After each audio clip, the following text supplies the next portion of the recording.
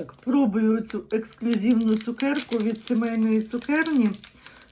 Начинка груша Дорблю. Зараз вони у них на акції. Ще й можна по вигідній ціні взяти. Ось так виглядає цукерка. Начинка така помадка вершкова.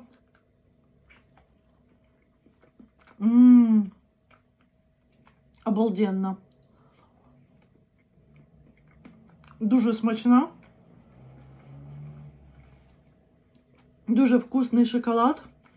Нема оцього різкого Дорблю запаха. Дуже класно. Це під чашечку кави. То, що треба. У них вони є з різними начинками. Обов'язково візьму ще якісь інші спробувати. Класна цукерка.